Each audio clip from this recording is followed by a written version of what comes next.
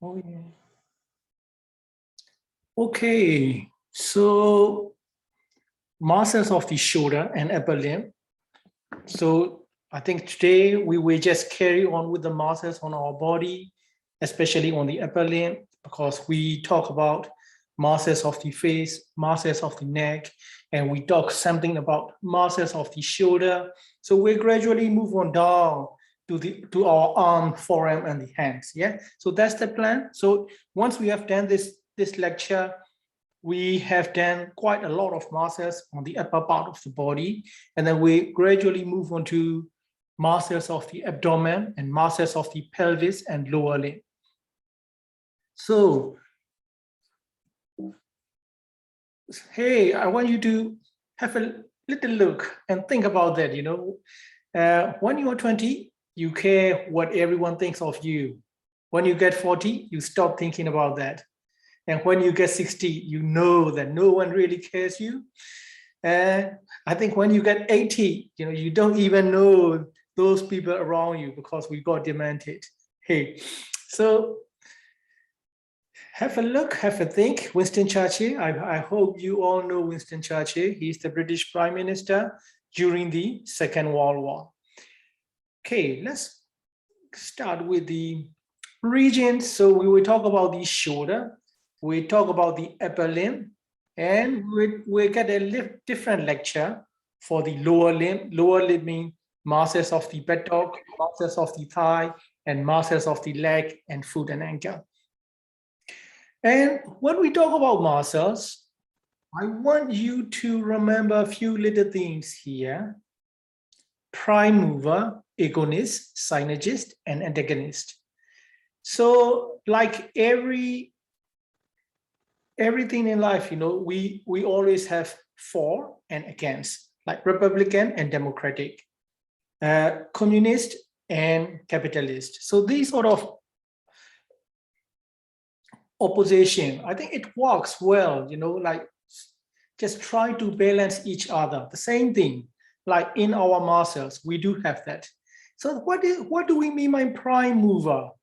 Prime mover, I mean, its name is prime. It is the primary movement. This muscle gives primary movement of that particular joint. So let's say tricep, our tricep muscle in the back of our arm. Yeah, we all know tricep muscle on the back of our arm. What is the movement? It just stretch the elbow, extend the elbow. So elbow extension, the tricep muscle is the prime mover. So anything which starts and then the job, it is prime mover, the source of power for movement, the source of power for movement, that is prime mover. So it is the primary movement. This muscle causes primary movement of that particular joint, prime mover. Agonist means it is something helping you. So let's say, for example, our bicep muscle.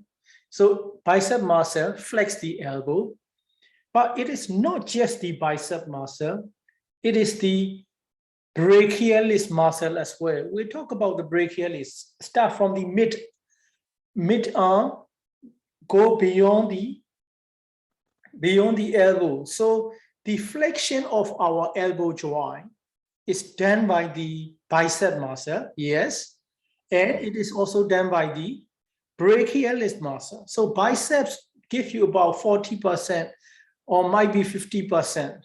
So the rest is also being helped by the brachialis muscle. So this is the muscle who is assisting the prime mover to do the job. Synergist, together, or synergist, it is helping to do the job in a different way. So let's say if I'm lifting up a big heavy box, and if you are helping that box not to fall down, but you are not lifting the box, you are just trying to help me so that that box doesn't fall off from my hand. So you are walking together with me, although you are not really helping the job, helping the lifting up movement activity. So like when the tricep muscle contract in the back, the elbow will extend, and the bicep muscle will slowly and gently follow the tricep muscle so that we have a smooth extension of our elbow. So which means, although the bicep muscle is opposing the tricep muscle, to some extent, it is working together to get the proper, balanced, smooth movement. So there will be a few little muscles. They are not doing the job, but they are helping to maintain the shape and getting the smooth movement of the joint. Antagonist, easy, is against, opposite. So tricep and bicep, they are antagonists to each other, but this antagonism gives some degree of synergism, because walking together in an opposite direction can balance. Okay, so these little things, prime mover, agonist, synergist, antagonist, I want you to remember that even when you forget, and if somebody talk about that, it will come back in your mind. We will talk about skeletal anatomy, means shoulder joint, elbow joint, wrist joint. Of course, these are all synovial joints. Yeah, I believe, at some point, we'll talk about osteoarthritis, just like a 3-4 slides, so that you guys understand synovial joint and you guys understand the most common pathology of the synovial joint, which is the osteoarthritis. So synovial joint, elbow joint, wrist joint, they are all synovial joint. Don't forget the features of the synovial joint. You all know that shoulder joint, in the form, anatomical form, it is ball and socket. Elbow joint, it is hinged only one way. It's just like a door hinge, open and close, open and close, open and close.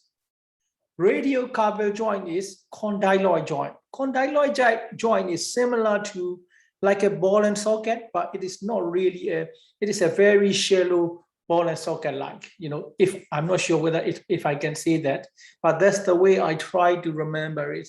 It is condyle, so it is on the condyle. It's just like pretty similar to ball and socket, but it is not. So we'll talk about these joints, shoulder, elbow, wrist, because our upper limb muscles of the upper limb, we cross the shoulder joint, we cross the elbow joint, we cross the wrist joint. Okay, so let's move on. I believe everyone remember this. This is like our second or third or fourth lecture, clavicle. So this is our clavicle, collarbone. Hey, don't forget, usually, clinically, we divide the clavicle into middle third, medial third, and lateral third. So what we are seeing here, this is the lateral third. This portion might be middle third, and the portion which go and attach to the manubrium sternum is the medial third. So this is the lateral third of the clavicle, and this bone is acromial process, which is coming from the spine of the scapula and then pointing to forward. And this anterior process of the scapula, it is called coronoid process. And you can see, the proximal humerus and humeral head. And humeral head is articulating, forming a joint with the glenoid. Okay, I'm going to give you a little name. This bump is big, this bump is small. So this bump, let's call it greater, smaller one is lesser, greater tuberosity and lesser tuberosity. Tuberosity, tuberosity. Tuberosity means little bony bump, which is not like as process, like you remember mastoid process, you remember the styloid process in the neck. So these process mean they are bony, really pointing guys. But tuberosity is like a little hair. So it's hair and mounting, that's sort of different. So tuberosity, it is bigger, therefore greater tuberosity, and it is smaller, so lesser tuberosity. So don't forget, greater tuberosity is on the lateral side, lesser tuberosity is on the medial side. These tuberosities are bony prominence, so which means they will give mast cell attachment. Yeah, as I say, any prominent bony point in our body will give attachment for the mast cell. Maybe the mast cell is attached to that region of bone, the mast cell has been pulling and then the bone getting become bump, which I'm not sure which start. But let's say greater tuberosity, lesser tuberosity is on the medial side, greater tuberosity is on the lateral side. You can see a little groove, shallow groove in between greater and lesser. That is intertubercular groove. Hey, our biceps, it is going in the intertubercular groove. Okay, yes, we talk.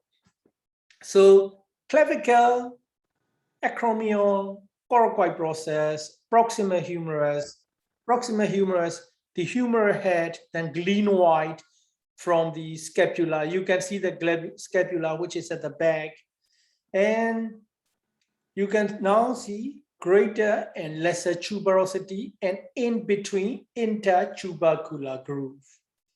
Okay, so the skeleton is in anatomical position. Now we are going around the back on the right side of the skeleton, posterior to the skeleton. So we are looking at the skeleton from the back. And now you can see the scapula. You can see the scapula, and you can see the clavicle. You can see the humerus. You can see the glenoid. You cannot see the coracoid anymore because it is a very anterior structure, which is pointing forward. And now you can see the spine of the scapula, and that spine of the scapula divide the posterior surface of the scapula into two compartments, upper compartment and lower compartment. Hey, it is in the scapula, divided by the spine of the scapula, upper suprascapular. So suprascapular, and this region is called infrascapular. Suprascapular fossa, dimple, little dimple, fossa, suprascapular fossa, and infrascapular fossa. Okay, guys, yeah. So this is the posterior right scapula, posterior aspect, spine of the scapula, dividing into supraspinous fossa and infraspinous fossa. And this is the front of the scapula where you saw the subscapularis muscle attached. So this subscapularis muscle, which we saw in the Monday lecture, it will originate from the anterior surface of the scapula, and it will come and attach to the lesser tuberosity. Oh, yeah, so like muscles origin and insertion, you don't really need to study by heart. You just gently home it in. So, and the anterior surface of the scapula is completely plain, big flat surface. Subscapularis muscle exists, and it comes to the lesser tuberosity of the proximal humerus. This is the posterior surface of the scapula. Spine of the scapula, divide the posterior surface of the scapula into suprascapular fossa and supraspinous fossa and infraspinous fossa. Right, muscles around the shoulder. Of course, we know deltoid muscle. We talk a lot about deltoid muscle on Monday's lecture, and we talk something about rotator cuff muscle. Unknown caller.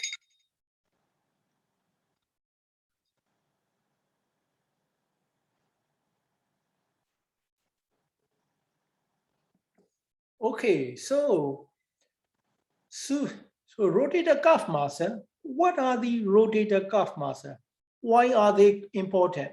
Because rotator cuff muscle, they are the prime mover for the movement of our shoulder.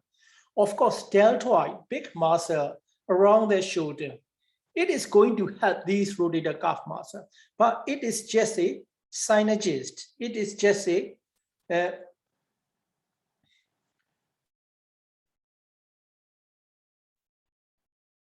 it is just a agonist. It is just a synergist, but it is not a prime mover.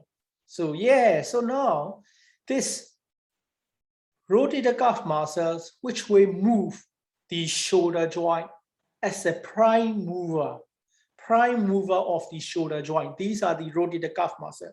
You know this big fat deltoid, which we can see beautifully. It is just to stabilize the shoulder movement. And yes, at some point, deltoid will help, but it is not really a prime mover. So if our arm is hanging down on the side of our body, and once we start to lifting that is the job of the rotator cuff muscle. So it is the prime, these muscles are the prime mover of the particular direction we want. So supraspinatus, so you know that this supraspinatus will come from the supraspinous fossa. Infraspinatus, of course, infraspinatus, it will come from infraspinous fossa. Teres minor, it will come together with the infraspinous. And subscapularis, the muscle which come from the anterior surface of the scapula, come and attach to the lesser tuberosity. So this supraspinatus, infraspinatus, and teres minor will go and attach to the greater tuberosity. Okay, so these muscles from the posterior aspect of the scapula will come underneath the acromion and come and attach to the greater tuberosity. The way we try to remember is SIT, sit. SIT, sit, supraspinatus, infraspinatus, and teres minor, not major, not teres major, it is teres minor. SIT, supraspinatus, infraspinatus, teres minor, will come and attach to the greater tuberosity of the proximus humerus. These are the prime movers of the particular movement of the muscles. Hey, look at that. So now this picture, you have seen it again and again and again and again. You fed it because you can see the deltoid. Hey, I don't like deltoid. So if you don't like deltoid, have a look at the pectoralis major. Yeah, you know this pectoralis major, big muscle on our chest. Deltoid, big muscles on our shoulder. And I said you can see a groove between the deltoid, which fibers are coming from here to there, and pectoralis muscle coming from the chest wall to here.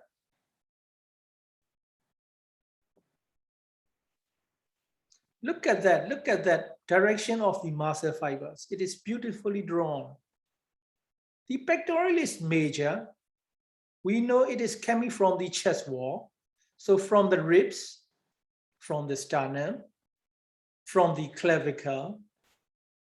So we said pectoralis major arise from the sternum and pectoralis major arise from the clavicle. Oh, look at the drawing, such a beautiful drawing. So clavicular head and sternal head of the pectoralis muscle will go to the proximus humerus. And you can see this definition between the clavicular origin of the pectoralis major and deltoid muscle. As I say, there is a little groove which we can split with our finger. Split the muscle. That muscle will be split between the deltoid and the pectoralis. That is what we call deltopectoral approach, which will lead into the shoulder. So it is very useful approach if we want to do surgery for the shoulder. Deltopectoral approach.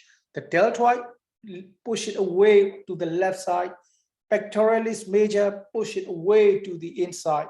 It is a plane, but don't be careful. We have the cephalic vein, which is just lying just underneath the skin. The cephalic vein is just there. So if you're careful, be careful with the cephalic vein, split the muscles, bloodless feed, you will get into the shoulder joint, do whatever you like. So deltoid, pectoralis major and pectoralis minor, you know the origin, 3, 4, 5 ribs. Where does it go? It will go to the coracoid process. Hey, from coracoid process, another muscle originate and go to the mid-arm. That is what we call coracobrachialis. So now you can see the origin of the deltoid, which is from the sternum, which is from the clavicle. As a pectoralis major, which is from the sternum, which is from the clavicle. Hey, what about the deltoid muscle? Deltoid muscle also originate from the clavicle. It is just in front of our eyes. It is so easy to remember. So deltoid, part of the deltoid origin is from the clavicle. Of course, it will go to the acromion because the acromion is just underneath the deltoid. So the deltoid will originate from here. And this deltoid will go somewhere to the humerus, somewhere around here. So we just go and have a look. But at the moment, we just settle with that. Oh, look at this gent. Look at this gent. So muscle betas, the muscles are so defined. So which is what? Let's go and study about these muscles. Yes, it is. It looks good, but what is it? Is that the rear the rear delt? Which one? The rear delt. I mean the rear delt on the left hand side of the shoulder. Yeah. Like rear delt. No. I'm not sure. But I believe you know this muscle. What is this? What is this muscle? Deltoid. The deltoid. Deltoid, yeah. What is this muscle then? Trapezius.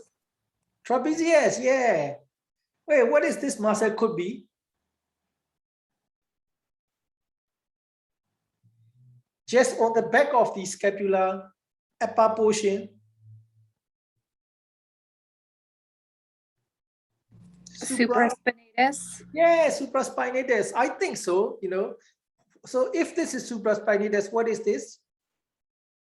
Infraspinatus. Yeah. So I think, you know, well, of course, you know, we have to go and feel it properly to feel the spine of the scapula, but it looks like that. Hey, this guy has got very big muscle. I think one of you guys, I think do the gym walks properly because I saw that in the photo.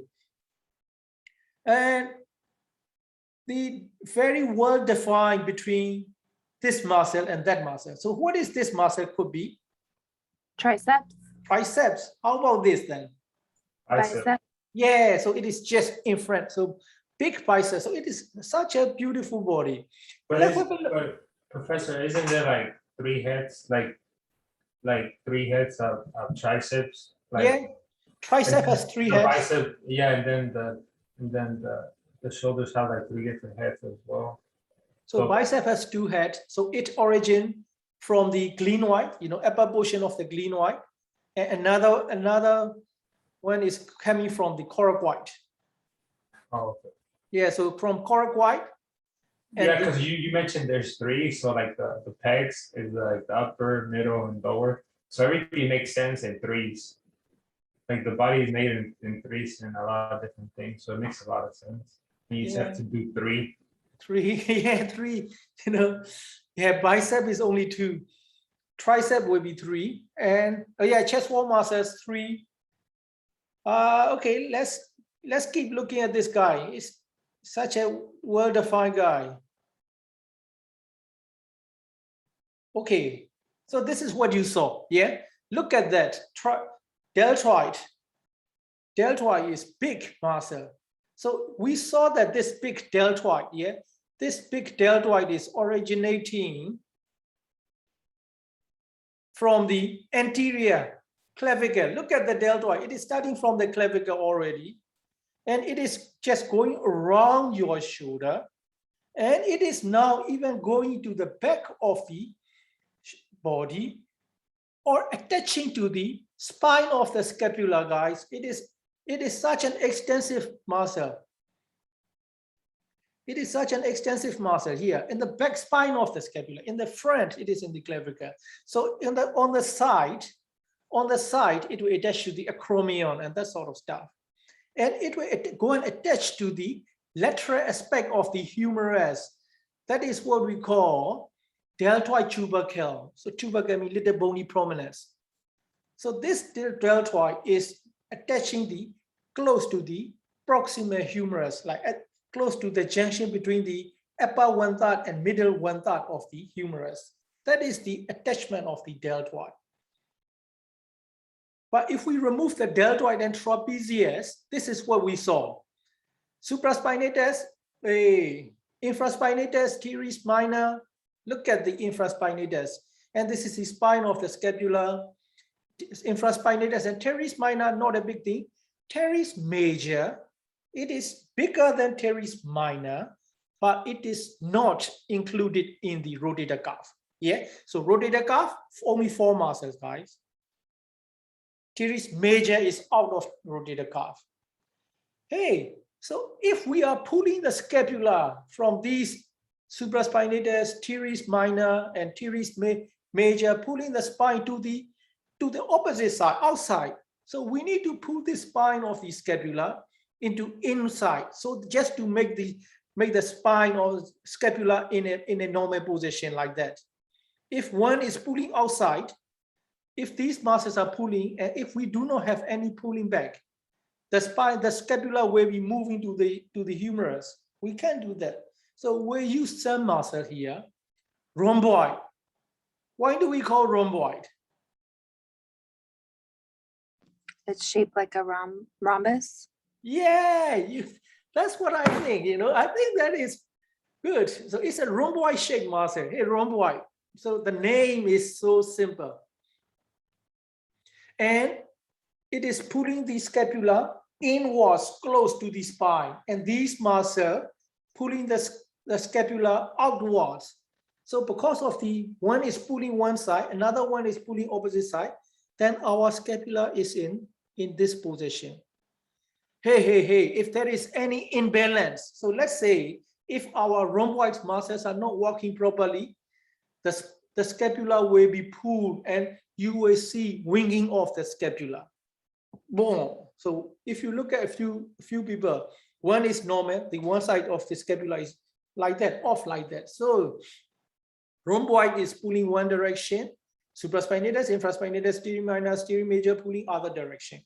Get it balanced.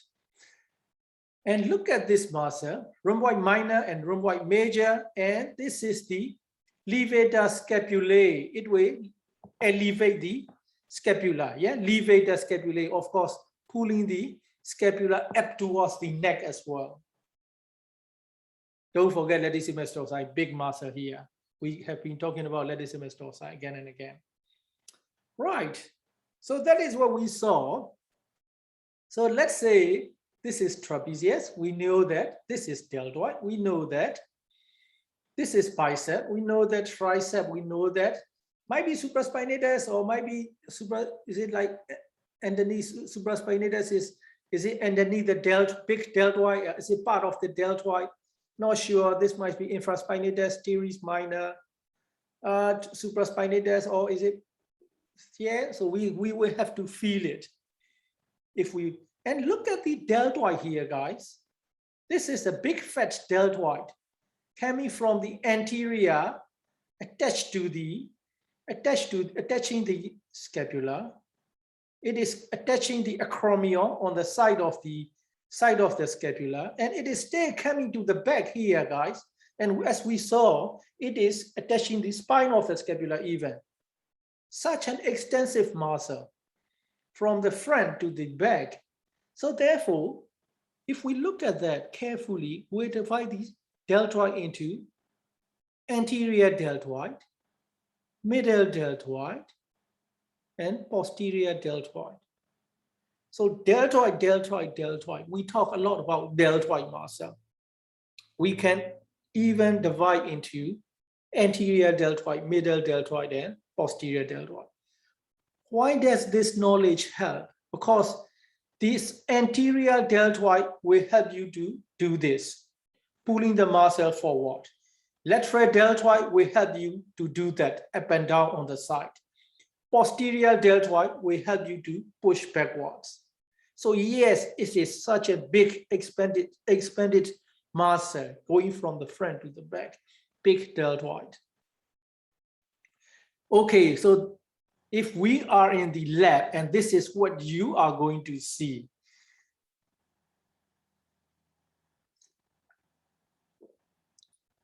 So it should not be difficult for you guys. Deltoid, trapezius, rhomboid shape, big rhomboid shape, rhomboid major, small rhomb above the muscle, rhomboid minor, levator scapulae. Hey, I'm not sure whether I can easily remember this levator scapulae. Supraspinatus, infraspinatus, teres minor, teres major. Latissimus dorsi. Latissimus dorsi is very important muscle. You will see that later. Deltoid, okay, so look at that here. It is showing triangle of auscultation. So here, upper border of the latissimus dorsi. This is the trapezius, and this is the rhomboid. And you can see a little weak spot in the back of our chest wall. Weak spot because it is not covering with the big muscle. You can listen in this area to hear the chest sound.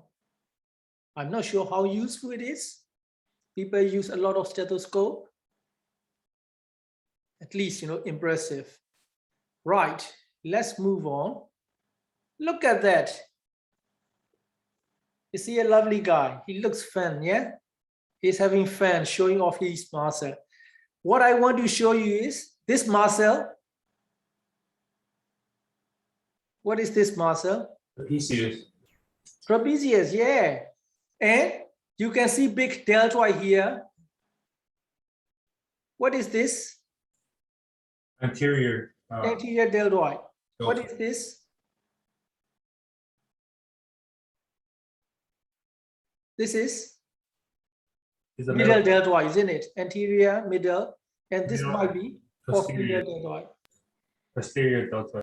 Posterior deltoid. So you can see the deltoid muscle originating from the clavicle, and you saw deltoid muscle originating from the spine of the scapula, and this must be arising from the taking attachment from the acromion or clavicle, lateral clavicle here.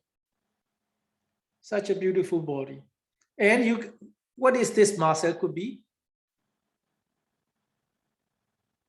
That's a pectoralis major. Oh, that's a clavicular. Yeah, clavicular head of the pectoralis major. Brilliant. Big bicep, big tricep. Oh, he's having a good time. Yeah, he's smiling. Bang. So deltoid, pectoralis major, clavicular head, pectoralis major, sternal head. And as I say, if you want to do an operation for the shoulder, you split the plane. You are not cutting any muscle. You just split it away. Deltoid on the deltoid side, pectoralis major on the chest wall side. You just take advantage of that two muscles getting close together. You push them away. Just be careful with this cephalic vein. And then you will get into the shoulder joint. Yeah. So shoulder joint. And now the chest wall, remove it, pectoralis minor. And pectoralis minor is going to the coracoid. From the coracoid, hey, this is a bit tricky. You know that the coracoid process will give muscle. Which muscle is bicep and which muscle is coracobrachialis?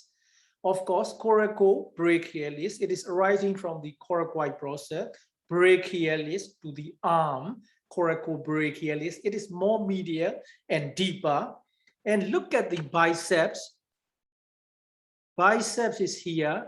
Biceps has two heads.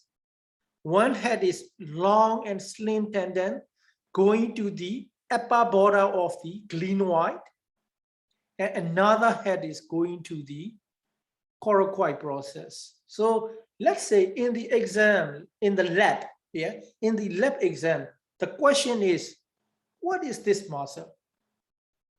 I'm not sure it is coracobrachialis, it is brachialis, it is biceps. It could be anything, 3, because all the muscles are changing here in the middle. Hey, you just trace the muscle up. And if you trace the muscle up and it just goes split into 2 heads, one is going to the glenoid and one is going to the coracoid, then you can say, Professor, this is bicep. Why do you say that it has 2 heads? One head is going to the coracoid, one head is going to the glenoid. Or you can say, what is this muscle? Professor, it is coracobrachialis. Why is that? It is only one muscle going to the coracoid process. Therefore, hey, brilliant answer. Let's move on. So subscapularis, we can see the anterior surface of the scapula, big flat muscle going to the lesser tuberosity. And this is the coracobrachialis from the coracoid process coming to the mid shaft of the humerus, coracoid process, brachialis arm. That was what I was talking about, brachialis. Brachialis originate from the just where the coracobrachialis ends. Another muscle originate from that area, that is brachialis, from the arm.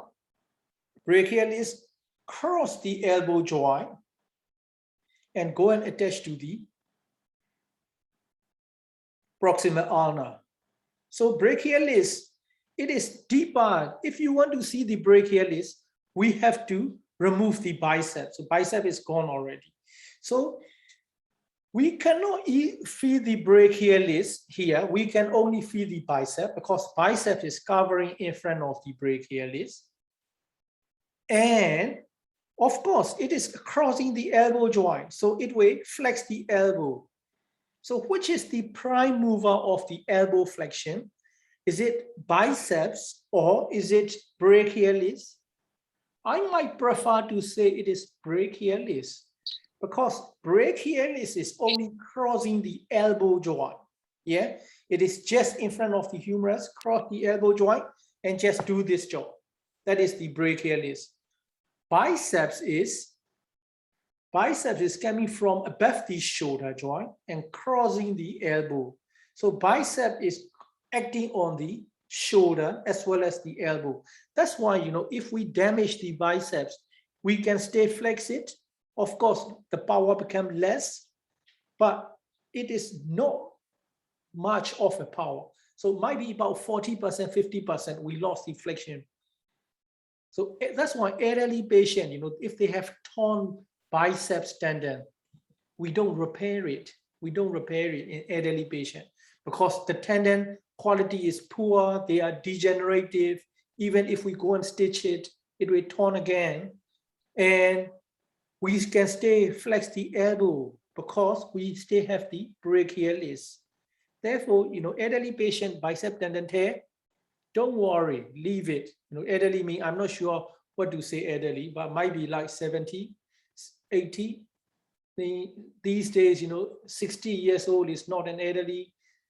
65, 70, we still have to walk. So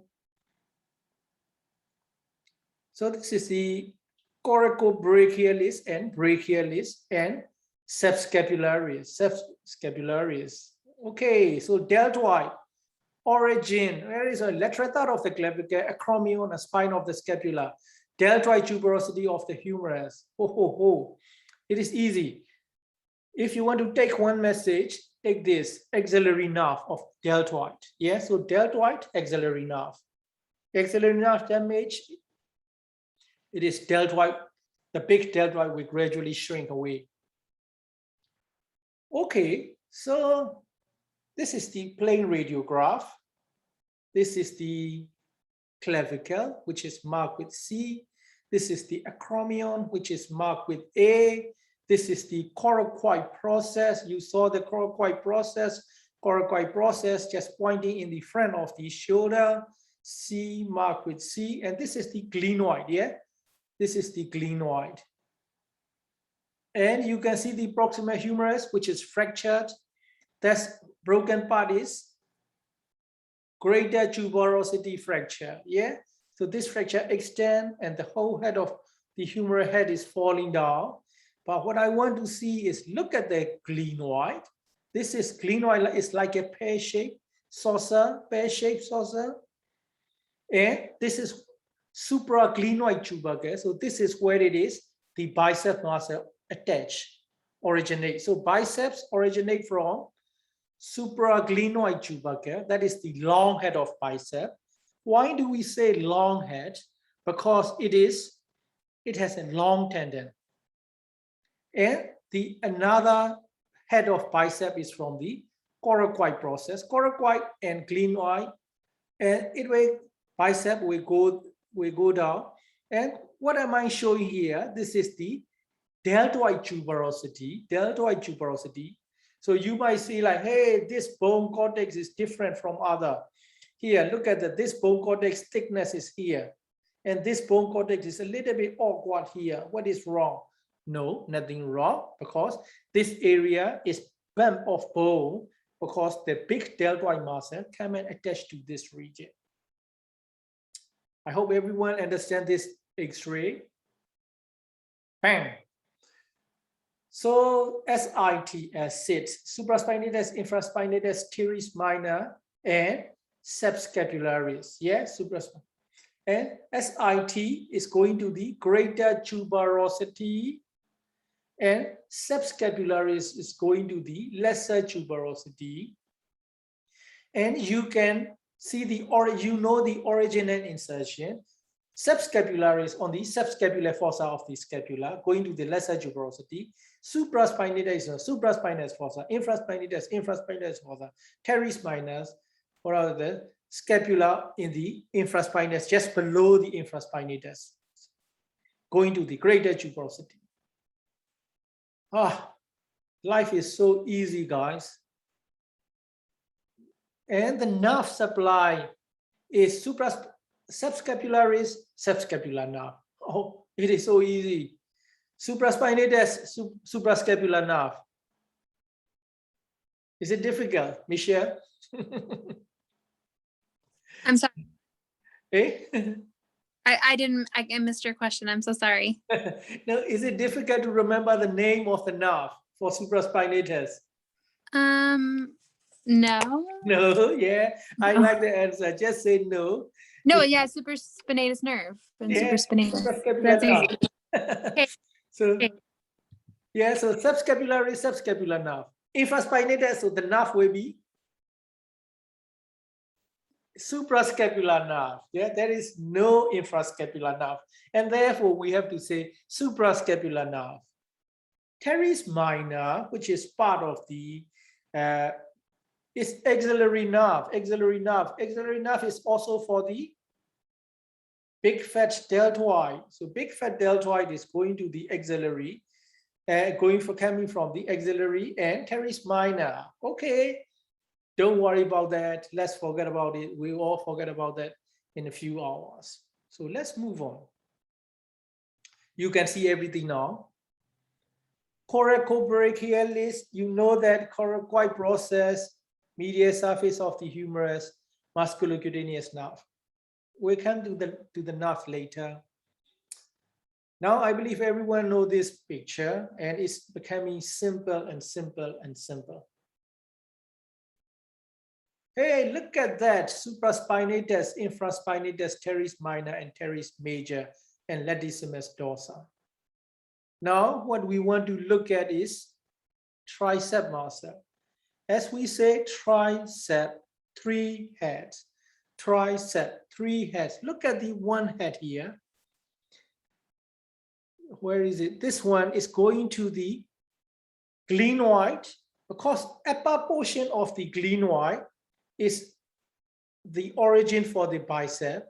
So tricep, we have to take the lower portion of the glenoid. So infraglenoid tubercle. So infraglenoid tubercle, one head here. And another head is just originating from the posterior aspect of the humerus. So long head here, lateral head here, and deep or intermediate or medial head.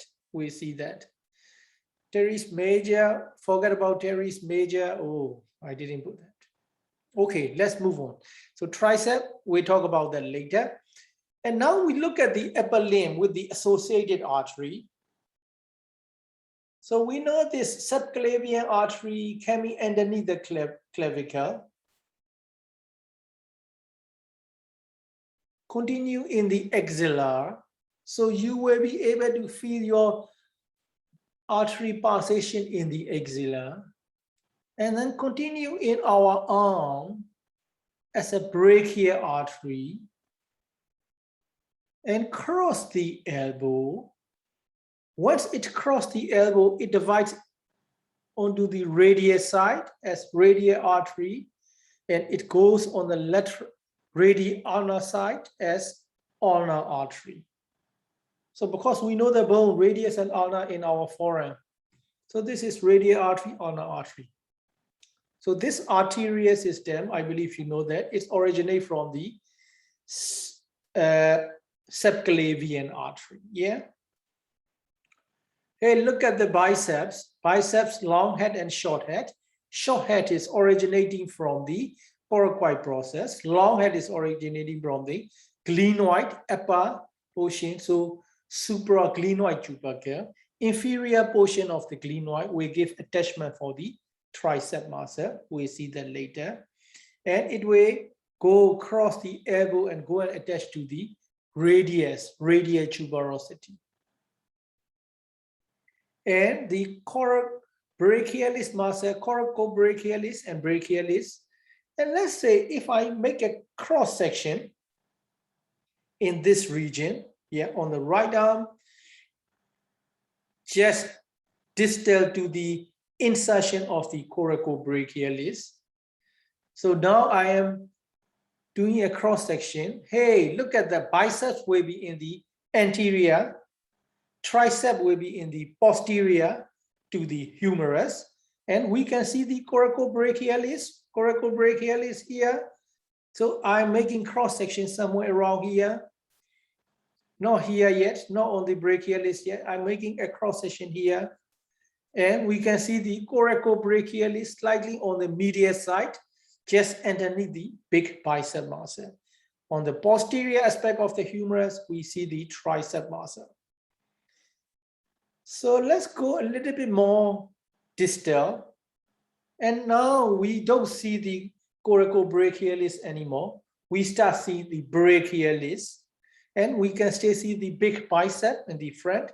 And we can see the tricep muscle here. Yeah, this, I hope you understand the cross-section of the mid-arm. This is the axilla, this is the pectoral region, and this must be the shoulder. So bicep brachii origin, brachialis origin, brachioradialis, we haven't talked about yet. So bicep brachii, the nerve is musculocutaneous nerve. Brachialis muscle, musculocutaneous nerve. And we saw that coracobrachialis, it is the musculocutaneous nerve. What does it mean, musculocutaneous? Musculocutaneous means it will give the muscle, it will give the nerve supply to the muscle, it will give the nerve supply to the skin, cutaneous. Everything is so simple. Tricep brachii, we said 3 heads, long head, infraglenoid. Where is long head, infraglenoid tubercle, lateral head, humerus, medial head, humerus. Is it difficult? Here, where is the tricep?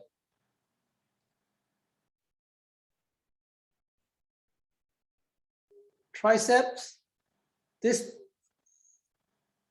going to the humerus, This is going to the glenoid, from humerus, and from the glenoid. So that is why tricep origin.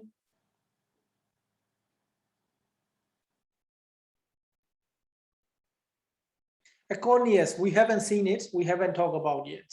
So tricep is, well, you know, actually it is coming from the humerus and the infraglenoid tubercle, nothing more than that. Tricep is radial nerve. Acroneus, yeah. Is it the lateral head or the long head that's connecting to the humerus? Long head is infraglenoid tubercle, so it is opposite to the biceps. So this is, let's say this is the glenoid, upper portion of the glenoid give attachment to the bicep, inferior portion of the glenoid attachment to the tricep. And lateral head is from the posterior aspect of the upper humerus, and medial head is in the middle part of the posterior humerus. Okay, thank you. All right, so nearly there. Let me keep you for another 5 minutes. Just pull yourself together and we take a break. And look at that, radial artery, ulnar artery. Because it is going on the radial side of, or it is going on along the ulnar bone, therefore ulnar artery. Hey, I believe you all have feel the radial artery position, yeah? In the wrist, you have to feel it, you need to feel it, you should be able to feel it. It is on the wrist, on the flexor surface, just on the wrist crease, radial artery. Ulnar artery, yes, you can feel it, but it is a little bit more difficult because it is deep underneath the muscles and tendon there. Okay. I think I better stop here before I start the muscles of the forearm. So let's take about, it's not too bad, isn't it, this morning? So we'll take about 10 minutes break. We will meet. Okay, I believe we all know which is the flexor surface and which is the extensor surface. Yeah. In the forearm, this is the flexor surface because it is flexing, the wrist is flexing, elbow is flexing. So this surface is flexor surface and the opposite is extensor surface. Yeah. So tricep is an extensor aspect and bicep is on the flexor aspect. And the muscle here will be on flexor aspect and the muscle here on the back of the wrist, they will be in the extensor aspect. Extensor muscle will extend the wrist, so cock up the wrist. Flexor muscle will flex the wrist. Yeah. So this is the flexion done by the flexor muscle.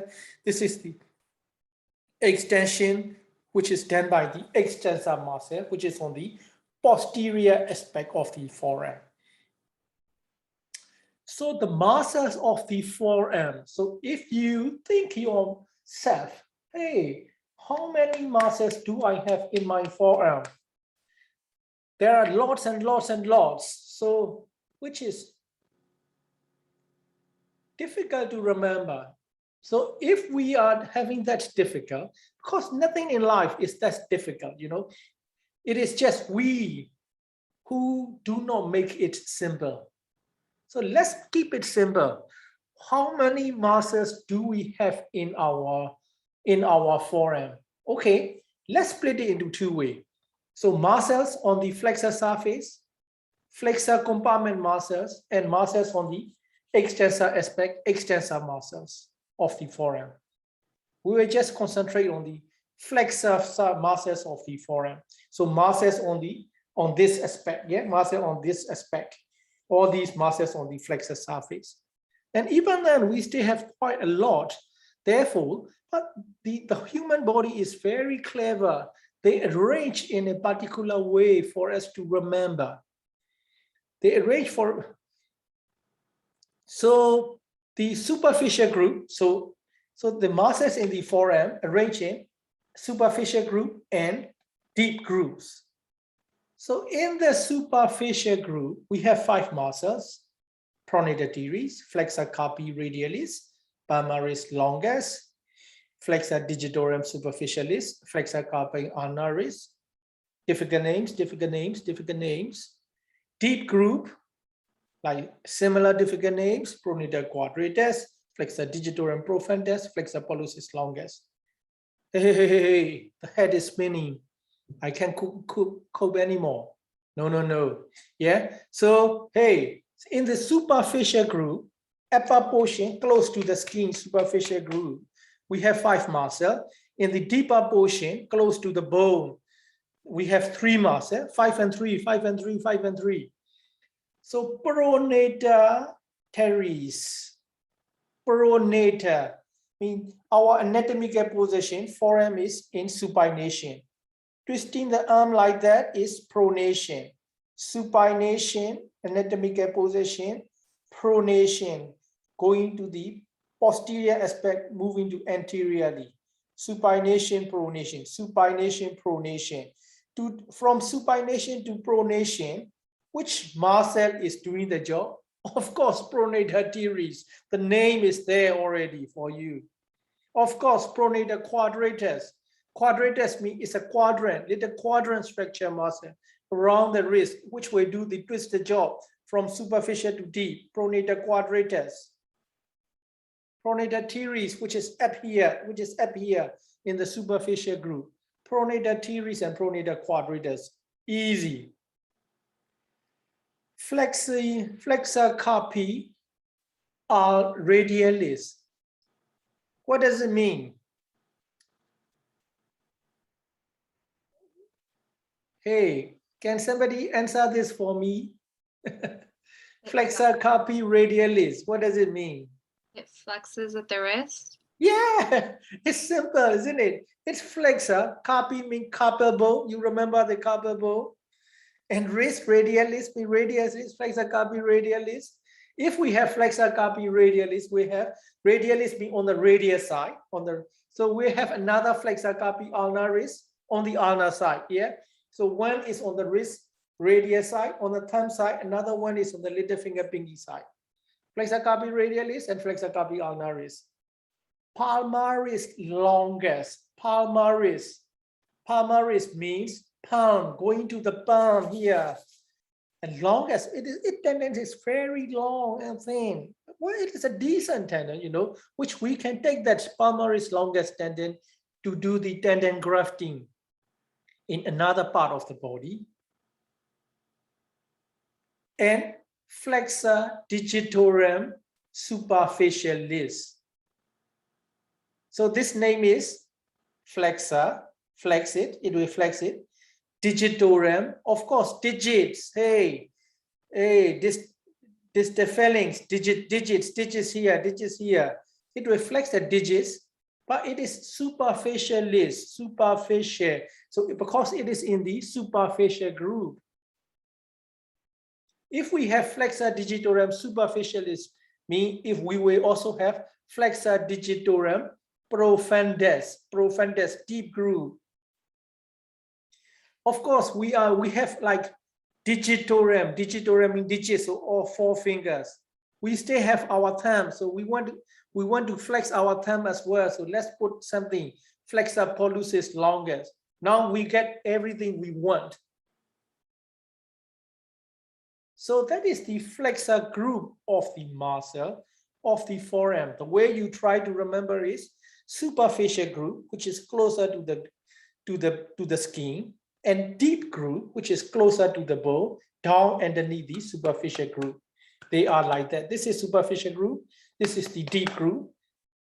Deep groove is close to the bone. Superficial groove is close to the skin. Superficial groove has 5 muscles. Deep groove has 3 muscles. And you say whatever you like now. Oh, so what am I doing here? Hey, are you guys awake? I hope you are. We're still here. You say here, thank you. I feel so lonely. I can't see anything. I can't see anyone. So, hey, so if you are there, you stretch your arm like that, your forearm, on the right forearm. And the same thing like this person is doing. So stretch your forearm like that. Yeah, stretch. I hope you can see. Stretch your forearm like that. And right arm like that, and put your left hand here, 5 fingers, on the upper proximal forearm. So do it the same thing like this person is doing. So now, how many muscles do we have? Pronator teres here. Flexor carpi radialis here. Flexor digitorum, palmaris longus here, long finger, palmaris longus. Flexor digitorum superficialis, and flexor carpi ulnaris. Oh, it's so easy, guys. Yeah, so your heel of your hand, which is here, it is on the medial aspect of the elbow, that is the origin, common flexor origin. Oh man, it is so simple as that. Pronator teres, flexor carpi radialis, palmaris longus for the long finger, palmaris longus, long tendon, which is very useful for the tendon grafting, and flexor digitorum superficialis and flexor carpi ulnaris. Okay, life is not that simple. Oh, look at that, pronator teres here, pronator teres. Flexor carpi radialis. Oh my God, is here. Palmaris longus. Look at the tendon, long tendon here. Palmaris longus tendon. It is going to the palmar aponeurosis. Palmar. This surface of the hand is called palm of the hand. Therefore, we will say palmaris. It is this tendon is long, this long tendon is going to the palm, and therefore we said palmaris longus. Flexor digitorum superficialis, I have to say, it is just here, flexor digitorum superficialis. It is slightly underneath the flexor palmaris longus and flexor carpi ulnaris. So flexor carpi radialis on the radial side and flexor carpi ulnaris on the ulnar side. Oh, simple. But if we have to look on the cadaver, we have to be a little bit careful. We have to trace the muscle where it is going, and only then we can say, oh, this is this muscle. But the origin, all these muscles originate from the medial aspect of the elbow, distal medial aspect of the distal humerus, which is called medial epicondyle of the humerus. That is the common flexor origin. Okay, boom. Don't worry about this. It's just for completeness. We have talked about it. Just keep it simple. We have talked about this origin and insertion. Keep it simple. Now we remove the superficial group. It's too much for us because there are 5 muscles in the superficial group. We don't want to remember anything. Then we can see the deep group. Deep group. Oh, deep group. Where is this? What is this? Flexor digitorum superficialis. Well, it is here. So the little thin palmaris longus has been removed. Oh, this is not quite deep yet. Oh, here, flexor pollicis longus. Now you can see the deep groove. You have to remove the flexor digitorum superficialis. And this is flexor pollicis longus. Pollicis, of course, it is going to flex the thumb. Just underneath the flexor digitorum superficialis, we have flexor digitorum profundus. Look at that. What is the big difference between digitorum superficialis and profundus? No big difference. It is just like, like upper and deeper muscle, superficial and deeper muscle. Of course, they are going to the digits, But if you trace the superficialis, they end here. If you trace the profundus, they go to the distal phalanx. So this finger, this movement, the tip of the distal interphalangeal joint, tip of the finger flexion movement is profundus, and this movement, this movement is superficialis. So superficialis and deep, they are in the same plane. And look at the pronator quadratus. It is going from radius to ulna, in just above the wrist. It will pronate. So the pronator teres from the top end will pronate the forearm. Pronator quadratus from the lower end will pronate the forearm. So they walk together, pronators. What do you expect more? They will pronate the forearm. One is in superficial group, one is in deep group. Have a little look about these original insertion, but don't take it too serious. Now we finished hey, you guys are really good. You finished the flexor compartment of the forearm, superficial group, deep group, job done. So what about the muscle in the extensor aspect of the forearm here? Hey, they don't have superficial and deep group. They are just paralleling each other. They are running like that. They do not have two superficial and deep group. They are just running parallel to each other. Our textbook say superficial and deep. It is so annoying to remember like that. Yeah, it is so annoying to remember like that. So we will be clinicians and we will follow the clinic, the way the clinicians try to remember. Bang, look at the wrist. So we are looking around the wrist, and this is the radius in cross section. And this is the ulna in cross section. This is the end of the ulna. This is the end of the radius in cross section. And this is the extensor aspect. And this is the flexor aspect. We have talked about the flexor muscles already. But for the extensor muscle of the forearm, we have to try to remember the muscles and tendon around the wrist on the extensor surface. That is a lot easy to remember. Otherwise, we forget all the muscles. So just your arm like that in anatomical position, your wrist, twist around, pronate, and look yourself like the way you are looking at your watch. Let's say, think about that. Imagine you have an Apple Watch, which is really expensive. 500 quid back. Yeah, you're looking at your watch, very proud. Hey, look at the watch. You are pronating your forearm, and now you only see your tendons. You don't have an Apple Watch on your wrist. And you can see the tendons now. These are the extensor tendons of the extensor muscles of the forearm. So these extensor muscles will become tendons and crossing the wrist joint. And these are the arrangement.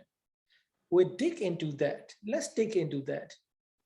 So this is the right hand dorsum aspect. Just try to stretch the muscle. And now you are seeing the different groups of tendons here. This is the group one. You just stretch your hand like that and cock at your wrist. And you are seeing the little triangular area in between two tendons. That is what we call anatomical snuff box. Anatomical snuff box is here. So one tendon and another tendon, this little dimple, deep dimple is anatomical snuff box. It is where you can feel the scaphoid bone is. Scaphoid bone, I believe you all remember scaphoid bone. I believe you all remember scaphoid fracture. You have seen the scaphoid fracture X-ray. And if there is any scaphoid injury, if you want to check, you have to poke your finger into the anatomical snuff box to feel the tenderness. That is the anatomical snuff box to check for the scaphoid. This anatomical snuff box is made by the a group of tendon on this side and another group of tendon on this side. So this is 1, 2, 3, 4 all together and 5. So, and there will be number 6 tendon here, which we cannot see anymore because it is more on the ulnar side. So what are these groups? What are these groups? Bang, look at that.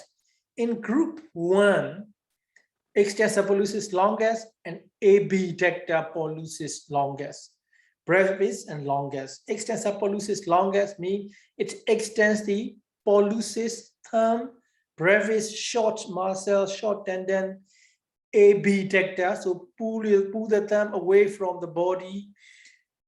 Abductor pollicis means thumb, longus, so its tendons will be long.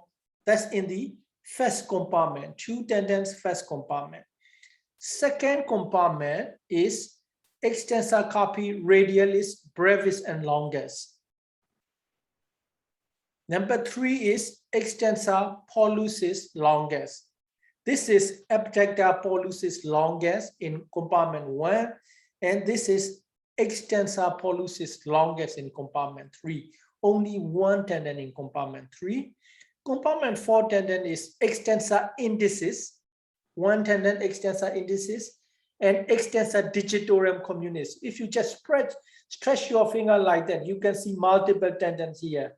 These group of multiple tendons are called extensor digitorum. Of course, it is extending the digits, extensor digit communis, so common extensor digitorum. And number 5 compartment is extensor digiti minimi, so little finger extensor, and extensor carpi ulnaris, because we got extensor carpi radialis, we have extensor carpi ulnaris. So let's go back and look at that photo again. This is abductor pollicis longus and extensor pollicis brevis tendon will be here. Number 2 is extensor carpi radialis longus and brevis. Number 3 is extensor pollicis longus. It is going to the thumb very long. Number 4 is 1, 2, 3, 4 extensor digitorum communis. Number 5 is extensor digiti minimi, and we cannot see the extensor carpi ulnaris here, which will be somewhere around here. Okay, so try to relate this diagram with this diagram. Origin and insertion at this stage, it is not important. It is useful, it is good, but what you will notice is radial nerve, radial nerve, radial nerve, radial nerve. Mean all the extensor muscles in our forearm, they are supplied by the radial nerve. Life is so simple if we keep it simple. Radial nerve, radial nerve, radial nerve, radial nerve. So we are missing a few little group. We are missing a few little group, which we can see on the radial border of the forearm. Radial border of the forearm. So this is the extensor carpi radialis longus. Oh, look at that. That is the big, small little tendon when we get to the wrist. It looks like it is more on the flexor side, but it is not. Extensor carpi radialis longus and brevis, they are here. And brachioradialis, it is where we cannot see it here. So we have a look at that later. But at the moment, I want you to look at this diagram and try to relate with this diagram. And these are the muscles here, so let's look at these tendons. So this must be long tendon going to the tip of the finger on the extensor compartment. So that is extensor pollicis longus. This muscle become tendon and going to the multiple digits to extensor digitorum communis. This is extensor carpi ulnaris. Extensor carpi ulnaris. Yet where is this? So that's extensor digiti minimi will be here. I think this is extensor digiti minimi. So if we try to remember from here, it's difficult. So we try to remember the extensor muscle around the wrist and try to split into 6 different compartments, just the way they are going. And you can see the brachioradialis here, together with the extensor carpi radialis, longus and brevis. It makes the big muscle on our upper part of the forearm. Okay, now we are getting to the less serious. These are the movement of the terms, and we need to know the nomenclature. How do we say? Flexion mean cross, crossing mean flexion. Crossing mean flexion is going to the ulnar aspect. Extension mean going away from the. Abduction mean pointing to the ceiling. Adduction mean getting back close to the rest of the hand. Opposition mean the thumb is going to the opposite direction, like little finger, ring finger, middle finger, and index finger. That is what we call opposition. So just try to pick up a few little terminologies. Abduction, and extension. That is where we usually get confused between abduction and extension. And if we look at our hand, and on the thumb side, we got a big bunch of muscle, which is what we call thenar group of muscle. And on the little finger side, if you look your hand, you can see another bulk of muscle, which is what we call hypothenar group of muscle. So I want you to remember thenar group and hypothenar group. Thenar group on the thumb side at the base of the thumb, and hypothenar group on the little finger side. Thenar, hypothenar. And yes, this is the thenar group muscle. Abductor pollicis, flexor pollicis, opponent pollicis, adductor pollicis. Of course, this on the thumb side. So it must be pollicis, pollicis, pollicis, and pollicis, because it just relates to the movement, abduction, opponent doing opponent's pollicis, flexion, flexor pollicis. Simple. Have a little look, because if I talk about that, it will be too tedious. Hypothenar, the same like thenar eminence, abduction, abductor digiti minimi, of course, is on the little finger side. Flexor digiti minimi, of course, it is on the little finger side. Abduction, flexion, or opposing with the thumb. So opponents digiti minimi. It is easy. Thenar eminence muscle, hypothenar eminence muscle, they are supplied by the ulnar nerve. Look at that. That is again become simple. Hypothenar muscle, they are mainly median nerve, median nerve, median nerve. So hypothenar muscles are median nerve and hypothenar muscles are ulnar nerve. What do you mean by thenar muscle, hypothenar muscle? Of course, muscles on the thumb side, on the flexor aspect. Abductor pollicis brevis, flexor pollicis brevis, because it is in the hand, they are short. So brevis, short mean brevis, brevis means short. Flexor pollicis brevis, abductor pollicis brevis, opponent's pollicis, thumb side. The same muscle will come on the hypothenar side. Flexor digiti minimi brevis, abductor digiti minimi, opponent's digiti minimi. So the same thenar and hypothenar is like mirror image. the thenar muscles will be supplied by the median nerve.